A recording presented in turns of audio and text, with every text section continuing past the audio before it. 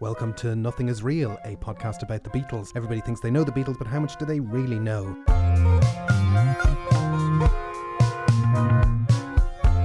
We're going to look at things from a different angle and try and bring things together in a different way. My name's Jason Carty. My name's Stephen Cockcroft. Last time we talked about Help being a somewhat forgotten Beatles album, and the flip side of that is the album Magical Mystery Tour, which is another Beatles soundtrack which often invariably is overlooked when people start putting together their favourite albums of all time and their favourite Beatle albums of all time. Magical Mystery Tour, Stephen, does it deserve its place on the Hall of Fame? It's a bit of a Frankenstein album. It is a bit of a Frankenstein album, and is it an album or is it a double EP? What is a double EP? Are there any? I don't know any other double EPs. No. I can't think of it. Magical Mystery Tour came out at the end of 1967, so it came out on the 8th of December 1967 in the UK as a double EP of 6 songs, and it came out a week earlier in the USA on the 27th of November as an LP of 11 songs. And today we know the Magical Mystery Tour as an LP, not as a double EP. It is the only LP in the Beatles catalogue that has been folded into the standard Beatles album list. That's right. In America, Capitol tended to make these Frankenstein albums, particularly in the early part of the Beatles' career. So in the UK, standard running order was 14 songs. In America, the standard running order was 12 songs. The UK iterations tended not to include singles. Capitol would put together these, as you say, Frankenstein albums made up of offcuts from UK albums, singles. For example, you were saying last time, Help was the 5th Beatles album. In America, it was the 10th Beatles album. So also the concept of an EP was pretty much unknown in the States. So Capitol did what they always do, which was bring songs together from various sources, and as you say, it's the only time that Capitol did that where the configuration was subsequently adopted as official canon. So there are so many strange things about this album. As a child of the Beatles CDs of the late 80s, I have to say I'd probably listened to this album so much because it's got Strawberry Fields on it and Penny Lane on it and All You Need Is Love on it, and it's just a fantastic record. But it is curious that the soundtracks in the USA had all this incidental music, and the soundtracks in the UK had all these bonus tracks. And for Magical Mystery Tour, it kind of follows the UK model of putting all these bonus tracks on the B-side that you can debate whether or not they do or don't belong there. And I think we talked about this on the Help podcast as well, but it's also probably the opinion of the album is informed by the quality of the associated movie. I think so. I think everyone will know that Magical Mystery Tour, which came out as a television show, was almost universally panned on its release. And yes, I think it suffers because of that. It suffers because of the different formats. Mm. And the context of it, it's a very... The Beatles on the 1st of June 1967 had put out Sgt. Pepper. This was a massive worldwide phenomenon. Everybody wondered what they would do next. A few weeks later they sang All You Need Is Love on the world's first television satellite broadcast. And then towards the end of 1967 there's a couple of really seismic changes, and while they're away getting under the feet of the Maharishi for the first time, Brian Epstein dies, and that's a massive change. I think all that context is very important, particularly Pepper. Because it was so universally acclaimed. It was such a sort of towering achievement.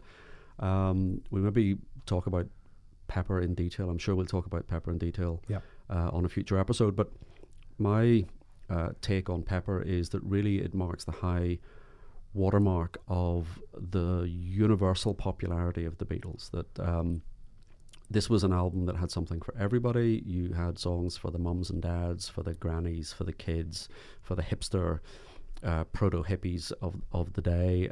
It was hugely anticipated and universally acclaimed, and this was absolutely the kind of cross-generational high watermark of their appeal. After Pepper, in that sense, their audience starts to fragment. The Beatles are fragmenting. So, for example, in 1967, I think in the UK, there were maybe 5 number 1 albums across the year. I'm prepared to be corrected on that if anyone would like to get in touch. The Beatles' Sgt. Pepper was 1. 2 albums by the Monkees, and a great group, and more of the Monkees. So suddenly you had these other bands that were catering to the sort of younger audience. The younger brothers and sisters weren't interested in the Beatles. I think Val Doonigan knocked the Beatles off. Val Doonigan, I think that was the other. So, so this was the last time I think that there was that cross-generational appeal. After Pepper, things started to get a little bit odd. The Beatles started to get a little bit weird. The mums and dads, it wasn't just the long hair. There were drugs. There were the Maharishi. Yoko makes an appearance in late 67, early 68. But also, for the first time, they start wasting time. On the day Pepper comes out, they go into the studio for the whole day and do nothing. To do hours of jamming that I don't think has been bootlegged, but is apparently noiseless, kind of useless kind of jamming. And it's all a bit, aside from Epstein dying, but even before Epstein dying, it was getting quite chaotic. They weren't really getting much done. There was so much effort to get Pepper over the line. I think that's right. I think it's interesting. A lot of times when you look at Beatle histories, people kind of break it down year by year. This was 66, this was 67, this was 68. I think it's always interesting to kind of skew things a little bit and say, well, look, what did they do from summer 66 to summer 67? What did they do from summer 67 to 68? Yeah. Summer 67 to summer 68 is a really kind of aimless time, whereas from summer 68 to summer 69, they're recording copious amounts of material. I think a lot had changed. I think there was such effort in getting Pepper over the line. One of the last things that Epstein had done was commit them to writing a song for the Our World satellite broadcast. He did that without telling them. So he committed them to writing a song that's going to be broadcast live to, tens of millions of people, hundreds of millions of people across 24 countries, and then said, okay, can you go away and write a song? So they were under a lot of pressure to do that. Once they got that out of the way, even before they got that out of the way, they were working on Magical Mystery Tour. Yes. They'd recorded the introductory title track, and the intention was to pursue that. So they had that mapped out. Then Epstein dies. They almost immediately reconvene and decide we've got to go ahead with this. But as you say, during that period, normally what the Beatles did was they broke from a tour. They were told, you've got an album to do, or we need a single, and they recorded for specific purposes. Between Pepper and them reconvening after Epstein's death, they were recording without a goal, without a specific album, without a specific project. And I think that was different. The other thing that was different was the drugs that were kicking in. So if you're on acid and you're sitting for 7 hours jamming, you probably think it's great. It's the next day when the acid's worn off and you're listening to the playback and you kind of realize, well, perhaps it's not so great. Yeah. And they'd started coming to the studio not with pre-written songs, but with vague ideas. Magical Mystery Tour itself, supposedly McCartney turns up with one line, roll up for the Magical Mystery Tour, a couple of chords, and they spend the day working up the bare bones of the song.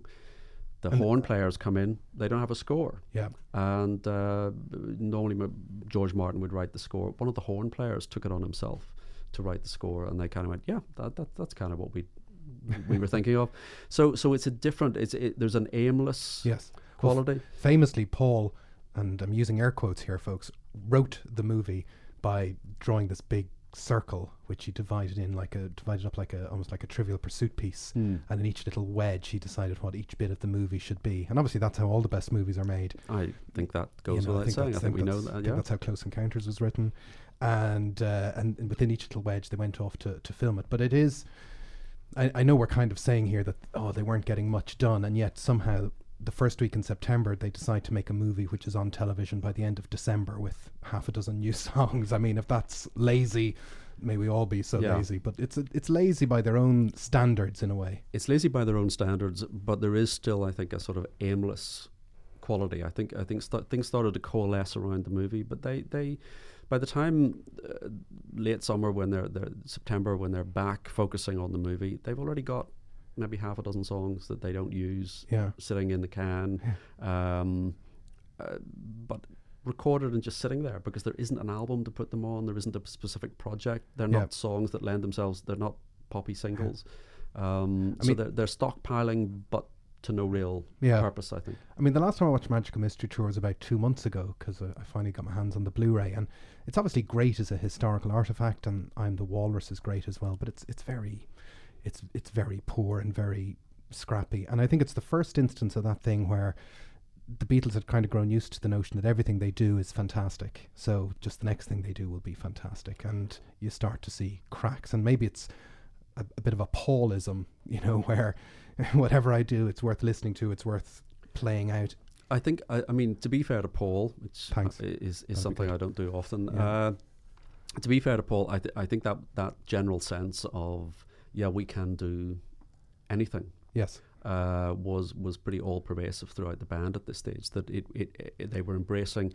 If you read Ian MacDonald's book, Revolution in the Head, he describes them as messing about in the studio, and they're embracing random circumstances. This idea of chance. If there's every accident is a happy accident, and if you make a mistake, you should just leave that in.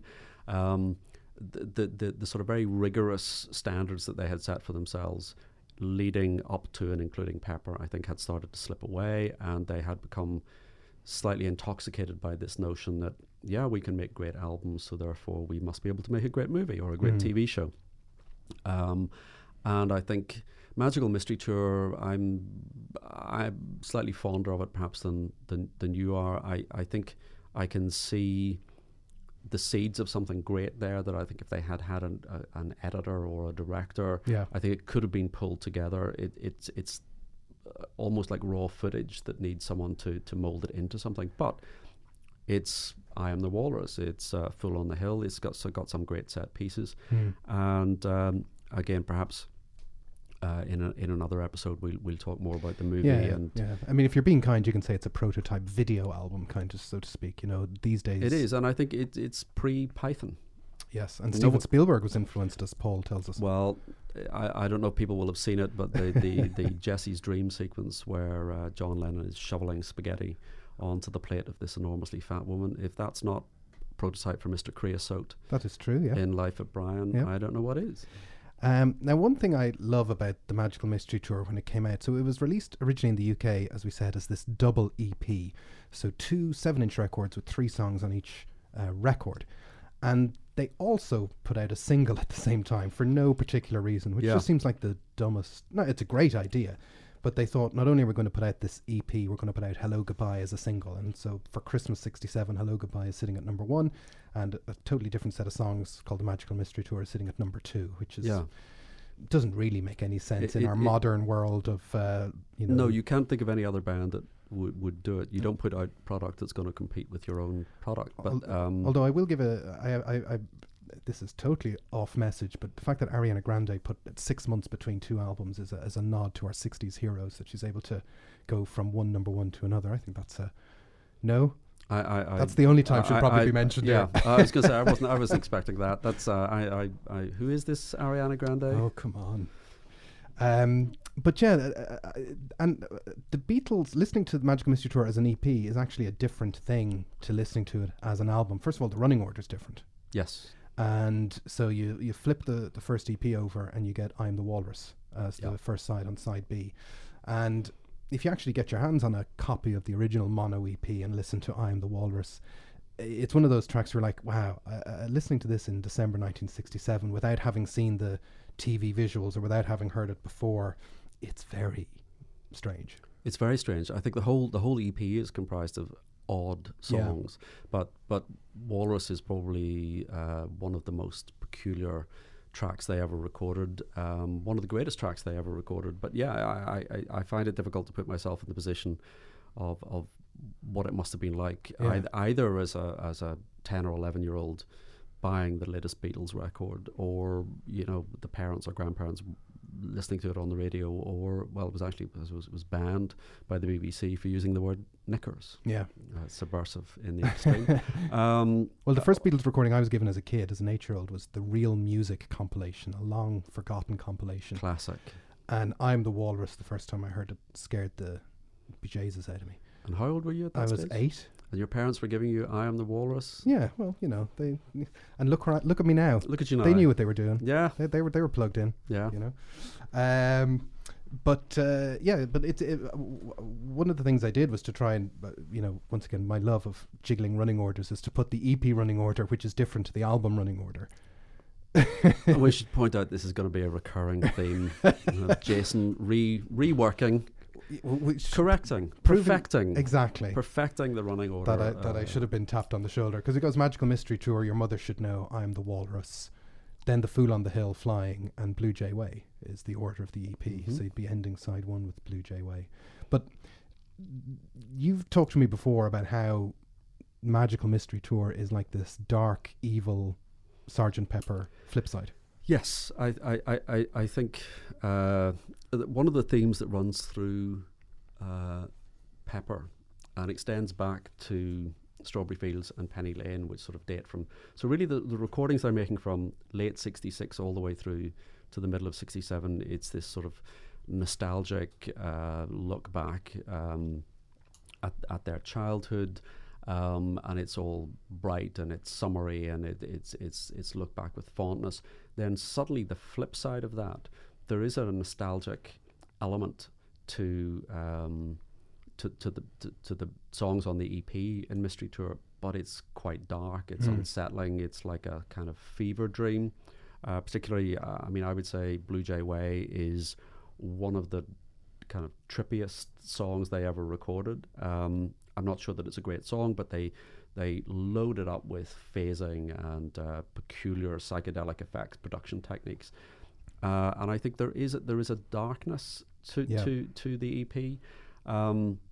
There's a very interesting article on Pitchfork, and they say one of the a review, and they say one of the interesting things about the EP is it because of the format, it meant the Beatles weren't having to produce a poppy hit single, nor were they having to make a grand statement. And they were also putting out a separate poppy hit single, Hello Goodbye, if you wanted that kind of thing. So this is not, they're not under pressure, and it sits consistently with this slightly random messing about, indulgent, if you like. Yeah. But there is a darkness, and I think a lot of that darkness is informed by Epstein's death. Yeah. So Walrus is the first song they record after his death. And Lennon is singing in a way, his voice is very raw. You can see that the needles would have been peaking. There's a lot of distortion on the voice. One of the two songs they recorded before Epstein's death were Magical Mystery Tour, which is quite poppy, sets the scene, and Your Mother Should Know. Yes. The songs that come after, Flying, I Am the Walrus, Blue Jay Way, these are the darker songs. So I think there's a huge shift from that sort of June period with All You Need Is Love into the back end of the year with these darker songs. Yeah.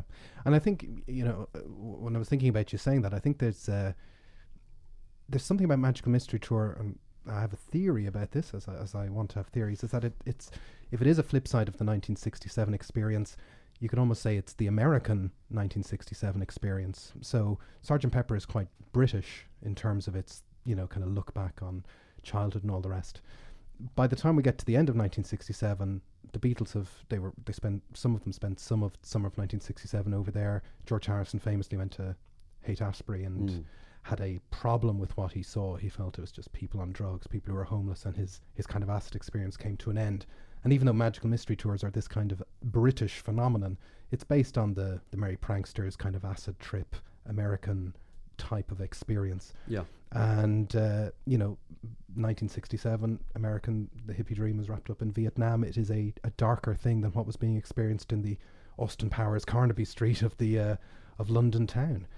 I think that's true, but the other thing you have to remember is that the back end of 67 in London, it was the start of the drug busts. It was the start of It was almost as if the authorities in Britain had looked across at America and they'd seen, the effect of these hippies, this drug culture, and they had started to clamp down. So you had the Stones being busted for the first time. There was a sense that the summer was over. So by September, October, by the back end of the year, the summer was gone. Literally, figuratively, something darker had set in. Because Satanic Majesties came out from the Rolling Stones in November, was it? Yes, late, yeah. And I have to admit, just while you were talking about Blue Jay Way, I've always found it jarring that Blue Jay Way mentions LA. It always seems strange to me that a Beatles song kind of just out of the blue says, yeah, I'm in LA. You think, no, that's not. That's not. You should be in Camden High Street or Carnaby Street. Yeah, you should be doing some kind of thing. That always seemed strange. So in 1967, in February 1967, the Beatles put out Strawberry Fields and Penny Lane. In July, after Our World, they put out All You Need Is Love, backed with Baby You're a Rich Man. And these are 4 of the songs on the B-side of the American Magical Mystery Tour album that comes out in November. And they add in the contemporaneous single, Hello, Goodbye. It's hard to argue with those 5 songs from a quality point of view, really. It is. It is. I mean, I think what the Americans got was a greatest hits album, except the first side doesn't contain any hits. Yes. But yes, it again, individual songs, you cannot fault them. Yeah. You can't, particularly on the second side. I mean, I have no issue with the individual songs. I think for me, there is, however, a huge disparity between the sense of that dark undercurrent on the first side, and then the second side is really referring right back to the start of 1967. Well, that's the thing. You've a load of pre-Pepper material coming out on a post-Pepper album, which just doesn't. And I mean, some people,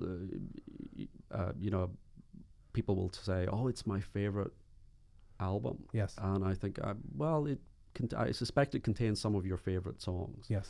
But I don't know that Blue Jay Way is anybody's favorite song. And you say that as a George man. I do say that as a George man. That's Fool on the Hill is not a great song as far as I'm concerned. But there's something, I always felt the Fool on the Hill, there's something, I remember Paul saying when he was recording Penny Lane, he said to George Martin he wanted it to be clean. And the Fool on the Hill is cut from the same cloth. It's really clean. There's something, yeah. It's very, in terms of if you listen to how it's recorded and the notes, it's really kind of tart, almost from an audio point of view. Yeah, I don't think, with the exception of I Am the Walrus, I'm not sure that the EP, the soundtrack, actually contains anybody's favorite Beatles song. Yeah. Flying, the instrumental, a little bit of just a padding there. I think the interesting thing to me is why I Am the Walrus ends up on the B side of Hello Goodbye. So it's sitting at number 1. Yes. At the same time as it's on the EP that's sitting at number 2. Yep. Where they had other songs that they could have put on the B side of Hello Goodbye. Yeah. The other thing is, if you, it seems to me there's a direct comparison between the single at the start of 67, late 66, which is Strawberry Fields, Penny Lane. Mm-hmm. So Penny Lane corresponds to Hello Goodbye. Strawberry Fields corresponds to I Am the Walrus. Okay. So everyone says, oh, Penny Lane, Strawberry Fields, the greatest single ever made. Yeah. Hello Goodbye, Paul becomes more sort of trite, more innocuous, more bland. It's still very poppy, but the lyric is just, yes, no, hello, goodbye. Yeah. Strawberry Fields, great song.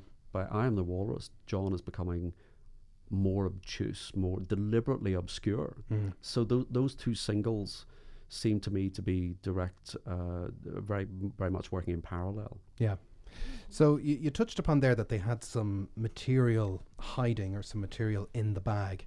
And something I was wondering about in the run to this podcast was, well, if somebody had said to the Beatles in, October 67, okay, you've got these 6 songs for an EP, could you dust up a bunch of tracks and give us a proper album so it would follow in the true lineage of like Hard Day's Night and Help, where you've got a flip side of non-movie songs. There actually is enough stuff knocking around that they could have turned out a very interesting, different type of Magical Mystery Tour. So there is. Do you have a list? would you be amazed to find out that I have a list, a playlist? I can hardly believe it. And maybe I can tweet this out to the youngsters, a Spotify link of my amended Magical Mystery Tour. But the songs that they had in the can at the time that were either finished or, you know, good enough to finished was, if you have an alternate B-side of Magical Mystery Tour of songs from that era, you'd start the B-side with Only a Northern Song. Then you go to Hello Goodbye, because that's recorded at the same time, same sessions. Then You Know My Name, Look Up the Number. And if I had a choice, I would choose the Anthology 3 stereo version with the ska section. Okay. Which is everyone's favourite version. I think you'd have to agree. I think we all agree. I think the more of that song, the better. We're amongst friends here. I think that's kind of the our audience would know that. And then you finish with It's All Too Much. The long version. The long version. And those 4 songs together are longer than the 5 songs that make up the B-side. I can't argue with that. That would give you an album with 3 George Harrison songs. And there you go, like Revolver, all the best Beatles albums have 3 George songs. So, and I think that might, you know, if you know, one of the things we're looking at is why is this album not held high as an album? I think an alternate version which says, well, this is a more cohesive statement of late 67 with those songs, and the B-side is a more interesting prospect. I think it certainly would be a more interesting album. It would be less schizophrenic, and I think the second side of the original configuration is the supplement to Pepper. The first side is the darker side. I think your amended running order would work. What I would put forward as an alternative is a proper soundtrack album. So you've got the songs that are on the EP, plus you have other music from the film. So the Bonzo Dog Doodah Band appear in the film singing Death Cab for Cutie. You had Traffic singing Here We Go Round the Mulberry Bush, which was cut. Yeah. But I think you could, from the film, but I think you could include that. There are 3 pieces of incidental music recorded by the Beatles. Shirley's Wild Accordion, which is that it does just what it says on the tin. I assume, I haven't heard it. Jesse's Dream. Yes. And there is versions of that on YouTube that people can listen to. There are versions of that. And then there's an instrument, again, I haven't heard this, just simply called The Bus. Which is another Beatles-themed instrumental, and for good measure, we could have something by Ivor Cutler, because again, he, as I understand it, did a scene for the movie which didn't quite make the movie. Yeah, so I think that would be an interesting. There's a longer version of Flying as well. There's a 9-minute version of Flying. Well, that sounds like with saxophone tacked on the end. So right. I have not heard that. You've heard that? I have not heard that, but I have read Mark Lewison's book in which he describes it.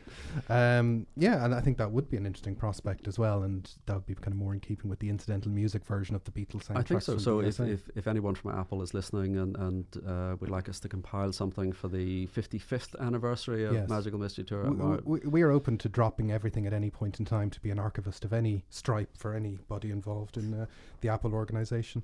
I think something we touched upon in the Help podcast, which I think is true for the Magical Mystery Tour album, and its sort of lack of popularity in the greatest albums of all time, is this sort of UK-US differential. So when I was looking up the facts and figures, you know, the US version wasn't actually released in the UK until 1976, and the original US version had these kind of duophonic fake stereo versions, although it was a top 30 album in early 1968 in the UK based on import alone. I think I bought my copy of the album in 1977.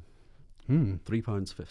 There you go. Did it have the 24-page colour book? It did have the 20-odd page colour book. And I've forgotten the name of the chap that did the cartoons. Yes, but there is a tiny Mike Nesmith hiding in the cartoons. I was just about to throw that out as a question. Does anybody out there know which of the monkeys? But you've answered your own question. If you look in the background of the cartoons, there'll be no giveaway to the one lucky winner. Considering 67 was peak Monkeys, and they were quite heavily in the Beatles' orbit that year, curiously enough. And the flip side of that is, if you did have an alternate Sgt. Pepper, an alternate Magical Mystery Tour with those new unreleased songs, you know, on the B-side, that means Strawberry Fields Forever and Co. move across to the Past Masters compilation. Yeah. And Past Masters, as I said, as a Beatles CD person, I loved that album as well. Volume 2 is just a fantastic record, but it has this odd bit in Past Masters Volume 2 where it jumps from Rain to Lady Madonna, and instead you'd have a run of songs that goes Paperback Writer, Rain, Strawberry Fields, Penny Lane, All You Need Is Love, Rich Man, Hello Goodbye, and then Lady Madonna. So it would be a triple. That'd be a fantastic thing to... That would be I'm going to go to the Spotify playlists again. So do you think we've made a case? Once again, we just hope we can send people back to these songs and have a listen to them again with... Yeah, I think there's a strong case for reevaluating it. I think probably stronger case for Magical Mystery Tour than for Help. Yeah. I'm prepared to look at your amended running order. But yeah, I think I would definitely recommend that people go back and look at it again. Bear in mind the period that it covers stretches from late 66 to late 67. And it's almost a sort of anthology of what the Beatles were going through. So you can see the shift in mood across those albums if you look at them chronologically. Yeah, and crack out a mono version of I Am the Walrus on the B-side of record 1, and when the Mike Sam singers come in, be scared out of your seat. Yeah, I think that's probably the best moment. Okay, I think we've said most of what we need to say. Any closing remarks? No, I think I would send people back to the album, and yes, the mono version of Strawberry Fields, I Am the Walrus is the one to go for. So look, this has been Nothing Is Real. We hope you agree with or have been interested in some of the things we have to say today. If there's any way you want to get in touch with us, we'd love to hear from you. We're on Twitter on @BeatlesPod. So any suggestions, corrections, or anything you want us to talk about in the future, then we'd be happy to incorporate all of that. Please, if you're enjoying Nothing Is Real, subscribe to the podcast wherever you normally get your podcasts, whether it's iTunes or Stitcher or Overcast or Spotify or whatever it is that you're using. Please subscribe to us, and we will see you next time.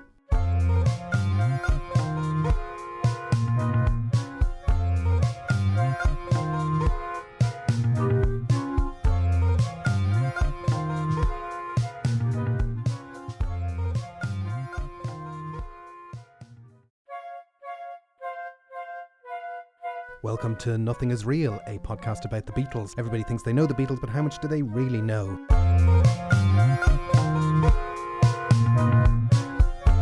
We're going to look at things from a different angle and try and bring things together in a different way. My name's Jason Carty.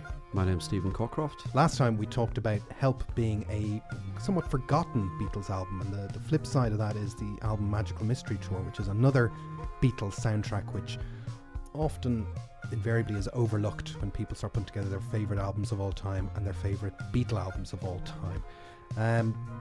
Magical Mystery Tour, Stephen, does it deserve its place on the Hall of Fame? It's a bit of a Frankenstein album. It is a bit of a Frankenstein album, and is it an album